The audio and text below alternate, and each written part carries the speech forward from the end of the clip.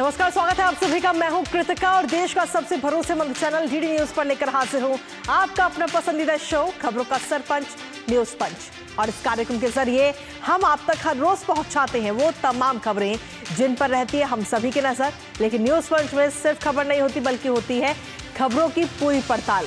साथ ही तथ्य और आंकड़ों के जरिए आपको समझाते हैं खबर का हर एक बिंदु।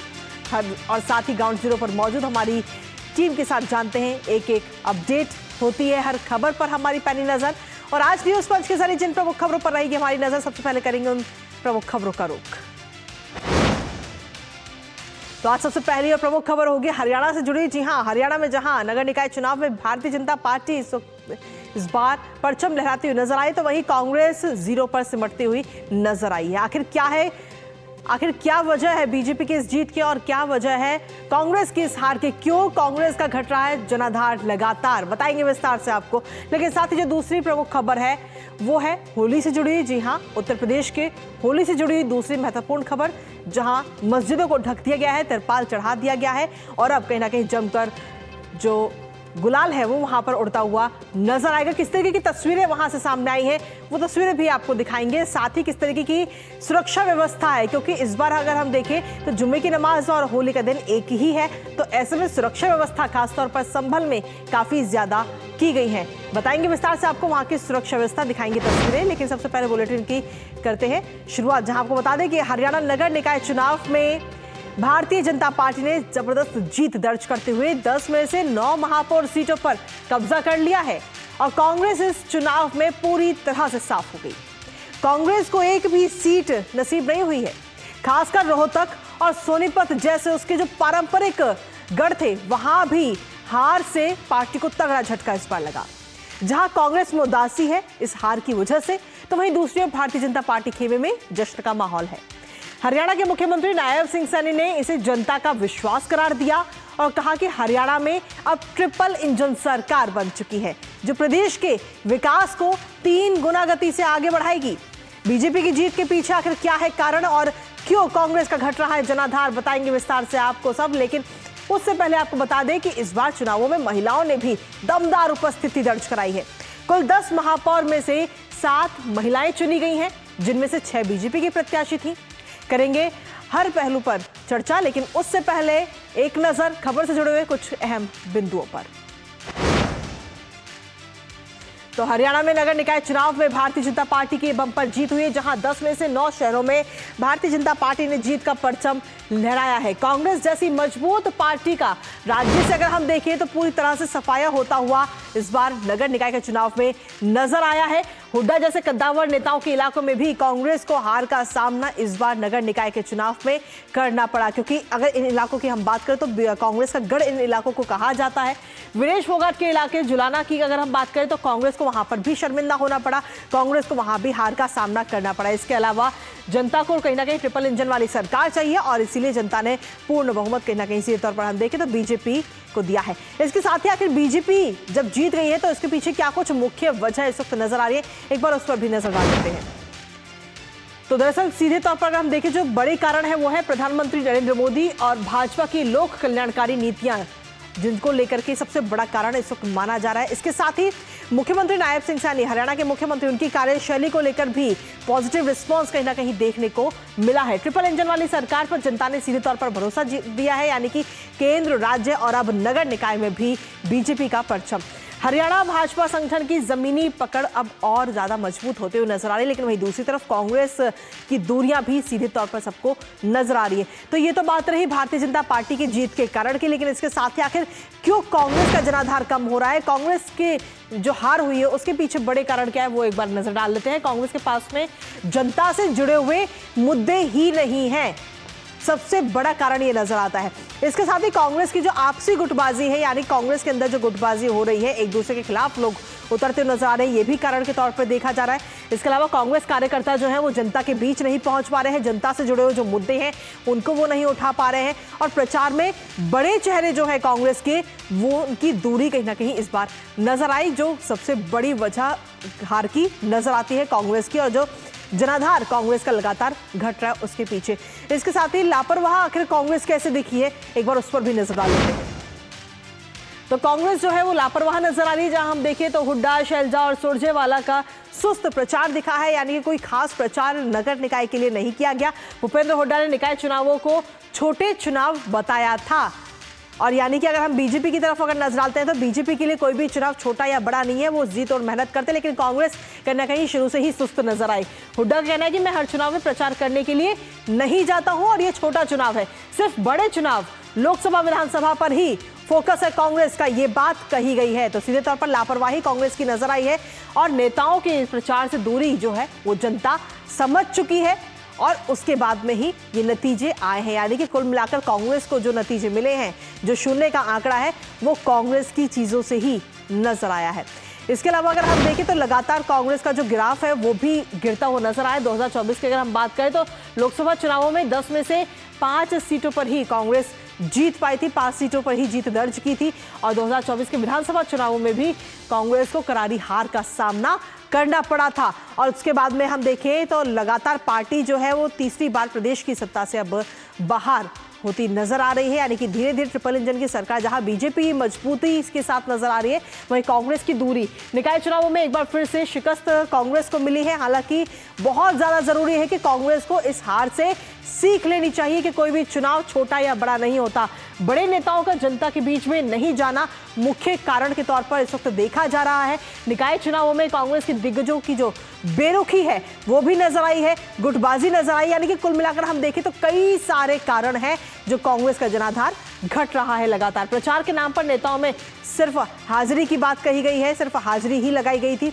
तो सीधे तौर पर हम देखें तो कांग्रेस का ये जनाधार लगातार घट रहा है, लेकिन बहुत ज्यादा जरूरी है कि कांग्रेस अगर समय रहते अगर इस चीज से सीख नहीं ली तो आगे आने वाले समय में एकदम ही कांग्रेस देश में साफ होती हुई नजर आएगी। इसके साथ ही आपको बता दें कि जनता को कहीं ना कहीं ट्रिपल इंजन वाली सरकार चाहिए, क्योंकि जनता अब समझदार हो चुकी है।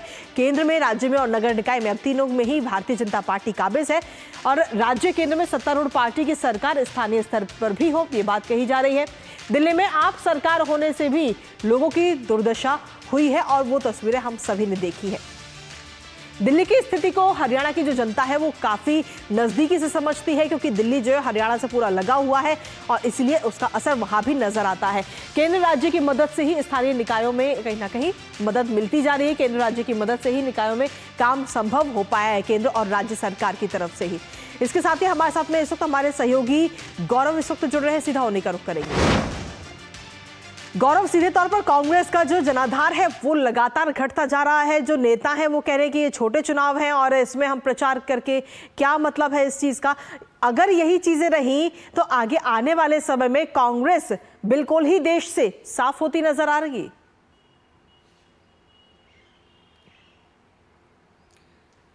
जी बिल्कुल, देखिए कल ही जो स्थानीय निकायों के नतीजे आए हैं उनमें भाजपा को जो है वो एक तरफा वोट जो है वो मिला है, और कांग्रेस कहीं भी इसमें नजर नहीं आ रही है। तो इसमें कांग्रेस का मेन जो वजह रही है, मुख्य कारण इस हार के पीछे, एक बड़ी हार के पीछे, उसमें मुख्य कारण यह है कि कांग्रेस जो है वो प्रदेश की जो जनता है उसके साथ अपना जो एक कनेक्ट है वो नहीं बना पा रही है, और साथ ही कोई भी ऐसा मुद्दा जो है वो नहीं उठा पा रहे हैं जिससे देश की जनता, प्रदेश की जनता जो है वो कनेक्ट कर सके। अब अगर स्थानीय निकाय चुनाव की बात करें तो यहाँ पे जो बड़े नेता थे वो चुनाव प्रचार में उस तरीके से नहीं उतरे जिस प्रकार उनको उतरना चाहिए था। जो सबसे बड़े नेता हैं कांग्रेस के, पूर्व मुख्यमंत्री भूपेंद्र सिंह हुड्डा, उन्होंने तो यहाँ तक कहा कि हम लोग स्थानीय निकाय के चुनाव में प्रचार करने नहीं जाते, ये छोटे चुनाव हैं, हम बड़े चुनाव में, लोकसभा में, विधानसभा में जो है वो प्रचार करते हैं। इसके अलावा अगर आप देखें तो कांग्रेस ने इस स्थानीय निकाय के चुनाव से पहले अपने जो प्रभारी थे दीपक बावरिया, उनको बदल दिया था और बीके हरिप्रसाद को कमान दी थी प्रभारी की, लेकिन वे जो है चुनाव की तैयारियों तक प्रदेश में नहीं आए, कार्यकर्ताओं के साथ कांटेक्ट नहीं बनाया, और जिसकी वजह से इसका सीधा असर दिखा संगठन पर, और कांग्रेस जो है वो एक तरफा चुनाव हार गई। इसके साथ ही गौरव, अगर हम देखें तो जहां कांग्रेस का जनाधार सिमटता हुआ नजर आ रहा है, वहीं भारतीय जनता पार्टी पूरे दमखम के साथ नजर आ रही है, क्योंकि बीजेपी किसी भी चुनाव को छोटा या बड़े चुनाव के तौर पर नहीं देखती है। उसके लिए सभी चुनाव बराबर है और पूरी जी तोड़ मेहनत की जाती है, ऊपरी स्तर से लेकर जमीनी स्तर तक। जी देखिए, स्थानीय निकाय चुनाव जो संदेश लेकर आए हैं, वो संदेश साफ कह रहा है कि दो कारण जीत और हार में जो अंतर रहा, उसके दो मेजर कारण थे। वो कारण थे जनता के साथ कनेक्ट ना बना पाना या जनता के साथ कनेक्ट बनाना, और दूसरा संगठन की मजबूती। जहां कांग्रेस का संगठन है ही नहीं, तो दूसरी ओर भाजपा का संगठन बहुत ही मजबूत है। और वहां के जो भी शीर्ष नेता हैं, नायब सिंह सैनी जो कि मुख्यमंत्री है, उनसे लेकर जो लोकल विधायक हैं और जो चुनाव लड़ रहे थे प्रत्याशी, उन सब ने जगह जगह जाकर जो है जम के चुनाव प्रचार किया और एक ही जगह जाकर कम से कम 4 या 5 बार लोगों से संपर्क बनाया। बीजेपी का साफ कहना था कि देखिए, उन्होंने ये मैसेज कन्वे करने में सफल रहे कि अगर प्रदेश में तीसरी सरकार भी, स्थानीय निकायों की सरकार भी भाजपा की बनती है, तो लोगों को इससे बहुत फायदा होगा। और ये संदेश नीचे तक गया और लोगों ने जम के बीजेपी के पक्ष में वोट डाला। अगर हम वोटों की गिनती की बात करें तो इसमें 10 जो नगर निगम है, इसमें 2 जगह उपचुनाव थे और 8 जगह चुनाव थे, अध्यक्ष के और वार्डों के सदस्यों के। अगर इनको मिले वोटों की बात करें तो इसमें से 3 जगहों पर तो 1 लाख से ज्यादा का अंतर है, गुरुग्राम में, पानीपत में और फरीदाबाद में। और फरीदाबाद में तो जीत का रिकॉर्ड बनाया है प्रवीण जोशी ने, भाजपा के प्रवीण जोशी ने, जिन्हें 3,16,000 से अधिक वोटों से जीत मिली है। और अगर बाकी बची 7 सीटों पर भी बात कर ले नगर निगमों में, तो जो जीत का अंतर है, जो वोट का प्रतिशत का अंतर है, वो 2 गुने से ज्यादा है। मतलब भाजपा के प्रत्याशियों को जो वोट मिला है, उसके आधे वोट भी कांग्रेस के प्रत्याशियों को नहीं मिले। अब इसमें देखने लायक बात यह है कि जब नगर निगम में चुनाव वोट डाले जा रहे थे 2 तारीख को और 9 तारीख को, तो उसमें मतदान का प्रतिशत था 48% और 51%। अगर ज्यादा लोग वोट डालते तो ये जीत का अंतर और ज्यादा निखर के आता और ज्यादा बढ़ के आता। तो साफ संदेश ये दे रहा है कि एक तरफा लहर बीजेपी के पक्ष में है और इसके पीछे कहीं ना कहीं एक जो मुख्यमंत्री नायब सिंह सैनी के तौर पे जो भाजपा को एक नायाब नेता मिला है, एक सरल सौम्य नेता, एक एकदम जनता से जुड़ा हुआ नेता, उनके नेतृत्व पे ये मोहर लगी है। जी गौरव, अगर साथ ही अगर हरियाणा पर अगर हम नजर डालें तो ट्रिपल इंजन की सरकार अब है और इससे कहीं ना कहीं आगे आने वाले समय में प्रशासन जो है वो काम अच्छे से अब हो पाएंगे और जनता इस बात को बखूबी समझती है कि जब ट्रिपल इंजन की सरकार होगी तो काम आसानी से हो पाएंगे, कोई भी फाइल नहीं अटकेगी। ये तमाम चीजों को ध्यान में रखते हुए शायद बीजेपी इस बार बढ़त बनाई। जी देखिए, अगर विधानसभा में एक पार्टी का सरकार है, लोकसभा में उनकी सरकार है, और तो नगर निकायों में भी अगर उनकी सरकार बनती है, उस पार्टी का उम्मीदवार मेयर पे आता है, वार्ड में आता है, तो लाजमी तौर पे जो क्षेत्र के मुद्दे हैं, स्वच्छता है, रखरखाव है, साफ सफाई है, इन पे फर्क पड़ता ही है। और मुख्यमंत्री नायब सिंह सैनी ने जीत के बाद जो संदेश दिया, उन्होंने साफ ये कहा कि लोगों ने सरकार की नीतियों पर मोहर लगाई है, लोगों ने सुशासन पर, लोगों ने पारदर्शिता पर जो है वो मोहर लगाई है। और यही मैसेज जो है पूरे चुनाव प्रचार के दौरान भाजपा ने लोगों को दिया, जिसको लोगों ने पूरी तरीके से स्वीकार किया। तो जाहिर तौर पर जो हम इसको मानेंगे कि लोगों ने पारदर्शिता चाहते हैं, सुशासन चाहते हैं, वे चाहते हैं कि उनके क्षेत्र में जल्द से जल्द काम हो। और नायब सिंह सैनी के नेतृत्व में जो भाजपा की सरकार यहां बनी है, रिकॉर्ड तीसरी बार 48 सीटें लेकर, वो यही काम कर रही है। और नायब सिंह सैनी रोज आए दिन कोई ना कोई ऐसा जनहितैषी फैसला करते रहते हैं जिससे लोगों तक ये एक मैसेज जाता है कि ये जनहितैषी सरकार है, लोगों के मुद्दों को समझकर फैसला लेती है। और इसी की झलक जो है हमें स्थानीय निकाय चुनाव में देखने को मिली। चलिए, बहुत बहुत शुक्रिया गौरव, तमाम जानकारी और अपडेट्स हमारे साथ साझा करने के लिए। तो सीधे तौर पर भारतीय जनता पार्टी लगातार बढ़त बढ़ाती हुई नजर आ ही रही है और ऐसे में लेकिन बहुत ज़्यादा ज़रूरी है कि कांग्रेस समय रहते इन तमाम चीज़ों से सीख ले, जो नतीजे आ रहे हैं उनसे सीख ले कि अगर जनाधार घटता है तो वो दिन दूर नहीं होगा जब कांग्रेस का सूपड़ा साफ पूरे देश से हो जाएगा। बहुत ज़्यादा ज़रूरी है कि इस हार को लेकर चर्चा और मंथन कांग्रेस करे। फिलहाल खबरों का सिलसिला लगातार जारी, न्यूज़ पंच में आगे भी बात करेंगे होली को लेकर, लेकिन उससे पहले रुकते हैं एक छोटे से ब्रेक के लिए। आप बने रहिए हमारे साथ।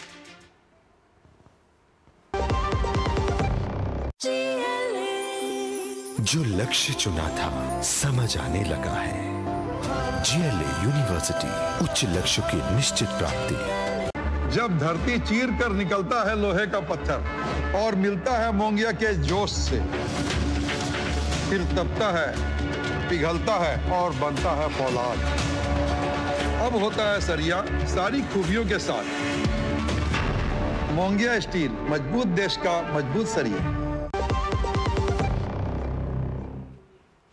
और चलिए खबर में आगे बढ़ेंगे, जहां आपको बता दें कि होली से पहले संभल की मस्जिदों को तिरपाल से ढक दिया गया है। दरअसल होली और जुम्मे के दौरान यहां पर काफी विवाद होता है। साथ ही आपको बता दें कि होली के दौरान मस्जिदों पर रंग गुलाल ना उड़े, इसके लिए ऐसा महत्वपूर्ण कदम ये उठाया जा रहा है और इसी के तहत संभल में 10 मस्जिदों को ढकने का काम शुरू किया गया है। संभल से कुछ तस्वीरें भी सामने आई हैं, वो तस्वीरें भी आपको दिखाएंगे जिनमें साफ देखा जा सकता है कि किस तरीके से मस्जिदों को ढकने का काम हो रहा है। वो तस्वीरें आपको दिखाएंगे और साथ ही सुरक्षा व्यवस्था को लेकर प्रशासन ने क्या कुछ इंतजाम किए हैं वो भी आपको बताएंगे। दरअसल पिछले साल संभल की जामा मस्जिद के सर्वे के दौरान हिंसा हुई थी, जिसकी वजह से ये पूरा क्षेत्र काफी संवेदनशील है और इस बार होली और जुम्मे की नमाज एक ही दिन है। ऐसे में प्रशासन ने अपनी कमर कस ली है। करेंगे चर्चा अपने संवाददाता से, लेकिन उससे पहले आपको दिखाते हैं कि होली पर संभल में कैसे बरती जा रही है सतर्कता। तो होली पर संभल में सतर्कता ये देखने को मिल रही है, जहां शहर की जो मस्जिदें हैं वहां पर इस वक्त तिरपाल चढ़ा दिया गया है क्योंकि वहां पर होली का जुलूस निकलेगा और ऐसे में ये काम किए जा रहे हैं, जिसकी हम तस्वीर भी इस वक्त आपको दिखा रहे हैं। जो संभल में जो छोटी बड़ी जो तमाम मस्जिदें हैं उन सभी को तिरपाल से ढका जा रहा है और अभी तक अगर हम देखें तो तिरपाल से 10 मस्जिदों को ढका गया है। इसके साथ ही होली के जुलूस से पहले ये बड़ा और अहम फैसला है क्योंकि कल होली का जुलूस निकलना है जिसमें रंग गुलाल उड़ता हुआ नजर आएगा और ये रंग गुलाल मस्जिद पे ना आए, इसलिए एक फैसला जो है वो लिया गया है। दरअसल होली और जुम्मे की नमाज एक ही दिन इस बार पड़ रही है और इसीलिए कहीं ना कहीं बहुत ज़्यादा संवेदनशील और मामला होता जा रहा है। होली के दिन अगर हम बात करें यानी कि कल 2:30 बजे नमाज की जाएगी। इससे पहले अगर हम देखें तो 1 बजे नमाज होती है, लेकिन होली की वजह से इसका समय आगे बढ़ाया गया है। शांति और सौहार्द बनाए रखने के लिए ये अहम फैसला प्रशासन की तरफ से लिया गया है। शहर की मस्जिदों पर फिलहाल तिरपाल चढ़ा दिया गया है जिससे कि होली का जुलूस भी आराम से निकले और साथ ही जो जुम्मे की नमाज है वो भी शांतिपूर्वक तरीके से संपन्न हो सके। और इसके साथ ही अगर हम देखें तो ये काफ़ी महत्वपूर्ण फैसला ऐसे देखने को मिल रहा है। इसके अलावा मस्जिद की रंगाई पुताई पर भी कोर्ट की तरफ से आदेश दे दिया गया है। जी हाँ, होली से पहले मुस्लिम पक्ष को बड़ी राहत कोर्ट की तरफ से दी गई है, जहाँ जामा मस्जिद की रंगाई पुताई की अब मंजूरी मुस्लिम पक्ष को मिल चुकी है। लेकिन इसके साथ ही अगर हम देखें तो ये जो रंगाई पुताई है ये केवल बाहर से होगी और ASI के पास ही इसकी जिम्मेदारी भी है, यानी कि ASI को 1 हफ्ते के अंदर मस्जिद की रंगाई पुताई करने के निर्देश कोर्ट ने दिए हैं। मस्जिद के बाहरी हिस्सों में ही रंगाई पुताई की जाएगी, जो अंदर के हिस्से हैं वहां पर रंगाई पुताई की इजाजत नहीं है। जो बाहरी हिस्सा है केवल वहां रंगाई पुताई होगी। साथ ही कोर्ट का कहना है कि रंगाई पुताई की मंजूरी है, लेकिन ढांचे को किसी भी प्रकार से कोई नुकसान नहीं पहुंचना चाहिए, ये बात भी कोर्ट ने कही। बाहर से रोशनी की सजावट की भी अनुमति कोर्ट की तरफ से दे दी गई है, लेकिन किसी भी चीज़ से छेड़छाड़ करने के लिए सीधे तौर पर इनकार है। इसके साथ ही अगर हम आपको बता दें कि रंगाई पुताई के अलावा इससे पहले साफ सफाई की भी मंजूरी दी गई थी और ASI को ही इसके निर्देश दिए गए थे और साफ सफाई का काम अब पूरा हो चुका है, ऐसी बात ये ASI की तरफ से कही गई है। और अब रंगाई पुताई का काम संभल की जामा मस्जिद में होता हुआ नजर आएगा, जिसके बाद में आपको बता दें कि अब अगली जो सुनवाई होगी इस पूरे मामले को लेकर उसकी तारीख है 8 अप्रैल। तो सीधे तौर पर ये रंगाई पुताई के आदेश इस वक्त दे दिए गए हैं। इसके साथ ही अगर हम देखें तो होली पर संभल में इस वक्त 3 लेयर की सिक्योरिटी नजर आ रही है, जहां दंगाइयों पर पुलिस की पैनी नजर है। एक दंगाइयों पर नजर रखी जा रही है और सीधे तौर पर यह मैसेज दिया जा रहा है कि अगर माहौल को कोई भी व्यक्ति बिगाड़ता है तो उसके खिलाफ सख्त कार्रवाई की जाएगी। साथ ही आपको बता दें कि जिले में PAC, RRF और स्थानीय पुलिस की तैनाती इस वक्त की गई, जिसकी तस्वीरें भी इस वक्त हम आपको दिखा रहे हैं। इसके अलावा 29 सेक्टर बनाए गए हैं, 6 जोन में बांटा गया है इस वक्त पूरे संभल को। तो सीधे तौर पर चप्पे चप्पे पर नजर है, निगरानी है। ड्रोन कैमरे के जरिए लगातार निगरानी की जा रही है कि कहीं से भी दंगाई जो है माहौल ना बिगाड़े, एक एक चीज पर नजर रखी जा रही है। 250 सीसीटीवी से भी 250 सीसीटीवी भी लगाए गए हैं जो चप्पे चप्पे पर नजर रख रहे हैं। तो निगरानी पूरी तरह से की जा रही है। इसके अलावा अगर हम देखें तो नगर पालिका की तरफ से भी 150 अतिरिक्त कैमरे लगाए गए हैं। तो चप्पे चप्पे पर नजर लगातार पुलिस की है। 27 त्वरित प्रतिक्रिया दल भी बनाए गए, यानी कि अगर कहीं से भी किसी प्रकार की कोई खबर आती है तो ये जो त्वरित प्रतिक्रिया दल हैं ये तुरंत वहां पर पहुंचेंगे और कार्रवाई करते हुए नजर आएंगे। इसके अलावा डीआईजी के नेतृत्व में फ्लैग मार्च भी बीते कल निकाला गया है और साथ ही लोगों में भरोसा दिया गया है। इसके अलावा 126-135 के अंतर्गत 1015 लोगों पर एक्शन भी लिया गया है, उन पर पाबंदियां लगाई गई हैं। तो सीधे तौर पर सुरक्षा और एक्शन सीधे तौर पर नजर आ रहा है संभल के अंदर। इसके अलावा आखिर कौन कौन सी मस्जिद है जिनको ढका गया है, आपको बता दें एक रात वाली मस्जिद है, उस पर तिरपाल चढ़ा दिया गया और सबसे बड़ी मस्जिद शाही जामा मस्जिद, उस पर तिरपाल चढ़ाया गया है। लदनिया मस्जिद उसको भी ढक दिया गया है तिरपाल से, ताकि जब जुलूस निकले तो जुलूस में जो रंग है, गुलाल है, वो मस्जिद पर ना आए। गोल मस्जिद, अनारी वाली और खजूरों वाली मस्जिद, इन तमाम मस्जिदों पर इस वक्त तिरपाल से इनको ढकने का काम किया जा रहा है। इसके अलावा अगर हम आगे देखें तो अगली मस्जिद गुरुद्वारा रोड वाली जो मस्जिद है वो, बाजार मंडी वाली मस्जिद और थाने वाली मस्जिद, तो ये तमाम जो 10 मस्जिदें हैं वहां पर इस वक्त उन सभी को ढक दिया गया है। सीधे तौर पर कल होली का जुलूस निकलेगा और होली के जुलूस में किसी प्रकार की कोई अनहोनी ना हो, इन तमाम चीज़ों का ध्यान इस वक्त रखा जा रहा है। इसके साथ ही आपको कुछ तस्वीरें इस वक्त आपको दिखाते हैं स्क्रीन के जरिए, जिसमें हम सीधे तौर पर कहें तो ये 2 तस्वीरें इस वक्त आप देख रहे हैं किस तरीके से ये फ्लैग मार्च इस वक्त वहां पर निकाला गया और लगातार लोगों के साथ बैठ करके उनसे मीटिंग करके समन्वय बिठाया जा रहा है कि होली का त्यौहार और जुमे की नमाज अगर एक दिन है तो किसी प्रकार की कोई भी अनहोनी ना हो, इस बात का खास तौर पर ध्यान रखा जा रहा है। और ये 2 तस्वीरें इस वक्त आपको दिखा रहे हैं। इसके साथ ही आप देख सकते हैं कि संभल में होली का त्यौहार किस तरीके से लोग मना रहे हैं खुशियों के साथ, वो भी हम आपको दिखा रहे हैं। और पुलिस लगातार वहां पर एक एक चीज पर नजर बनाए हुए है, लोगों के साथ समन्वय भी बिठाया जा रहा है, मीटिंग्स की जा रही हैं ताकि माहौल ना बिगड़े। इसके साथ ही आपको बता दें कि लगातार वहां पर इस वक्त चप्पे चप्पे पर निगरानी भी की जा रही है। हमारे साथ में हमारे सहयोगी भी इस वक्त जुड़ रहे हैं, सीधा उन्हीं का रुख करेंगे। तो आशुतोष इस वक्त हमारे साथ जुड़ रहे हैं, सीधा उनका रुख करेंगे। आशुतोष, क्या कुछ ताजा अपडेट है आपके पास संभल में? संभल में इस वक्त अगर हम देखें तो 3 लेयर की सुरक्षा व्यवस्था तो नजर आ ही रही है, लेकिन साथ ही सभी लोगों से शांति व्यवस्था बनाए रखने की अपील भी प्रशासन करता हुआ नजर आ रहा है। बिल्कुल कृतिका, जिस तरीके से प्रशासनिक व्यवस्था है और प्रशासनिक चेतावनियां थी, जिस तरह से तमाम सारे अराजक तत्वों को जो है सूचीबद्ध करके प्रशासन ने दबाव बनाया है, उसका असर जो है साफ तौर पर दिखाई दे रहा है। आप हमारे ठीक पीछे देख सकती हैं कि किस तरीके से जो है बाजार खुले हुए हैं, यहाँ पर होली की खरीदारी हो रही है और कल जो जुमे की नमाज होगी उसके लिए भी तैयारियां चल रही हैं। प्रशासन लगातार इस बात को लेकर एहतियात बरत रहा है कि कहीं कोई भी किसी प्रकार से सांप्रदायिक सौहार्द बिगड़ने न पाए, इसके लिए जो भी इंतजाम है, 3 लेयर सुरक्षा व्यवस्था जिसके बारे में आपने विस्तार से बताया ही, रैपिड एक्शन फोर्स पीएसी के जवान वो तो तैनात ही किए गए हैं। इसके साथ ही मुकम्मल तौर पर जो समाज के अग्रणी लोग हैं, आगे आने वाले लोग हैं, उनको भी इकट्ठा करके दोनों समुदायों को समझाया गया है कि सांप्रदायिक सद्भाव जो है वो बनाए रखना आवश्यक है। और जो सबसे दिक्कत वाली बात थी कि मस्जिदों पर रंग न पड़े, उसके लिए 11 के करीब मस्जिदें हैं जिनको जो है कवर किया गया है और इसके साथ ही जो है नमाज का वक्त भी बदला गया है। तो निश्चित रूप से कल के लिए जो जुमे की नमाज होगी या होली का त्यौहार होगा, कोई टकराव ना हो, इसके लिए प्रशासन ने जो है पुख्ता इंतजाम यहाँ पर मुकम्मल किए हैं। इसके साथ ही आशुतोष, अगर हम देखें तो आप क्योंकि खुद वहां पर मौजूद है, आपने तमाम लोगों से भी बात की होगी, मुस्लिम पक्ष और हिंदू पक्ष दोनों से आपकी बात हुई होगी, उनकी तरफ से किस तरीके की प्रतिक्रिया सामने आ रही है प्रशासन की तैयारी को लेकर?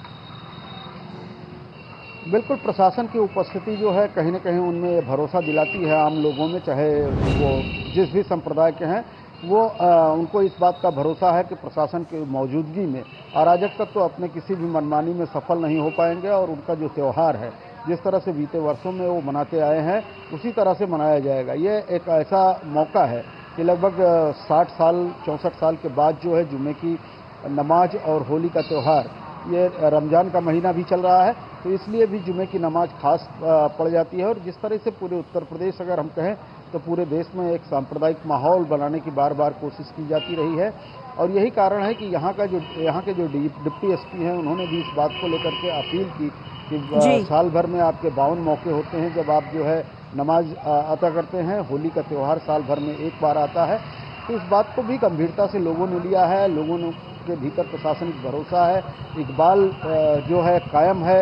मुख्यमंत्री ने भी कल जो योगी आदित्यनाथ ने जिस तरीके से कहा कि किसी प्रकार की शांति भंग करने वाले को बख्शा नहीं किया जाएगा, दंडित किया जाएगा, जो भी अराजक तत्व है उनको छोड़ा नहीं जाएगा।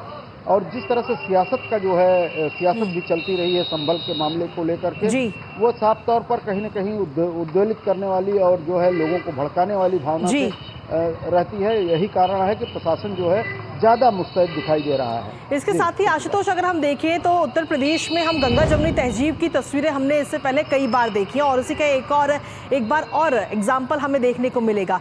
गंगा जमुनी तहजीब के साथ ही अगर हम देखें तो सिर्फ संभल नहीं बल्कि संभल के अलावा कानपुर की बात करें या फिर नोएडा की बात करें या फिर हम अलीगढ़ की बात करें, कई सारी जगहों पर मस्जिदों को ढका गया है और साथ ही नमाज का समय जो है बदला गया है ताकि हिंदू और मुस्लिम दोनों ही अपने त्योहारों को अच्छे से मना सकें।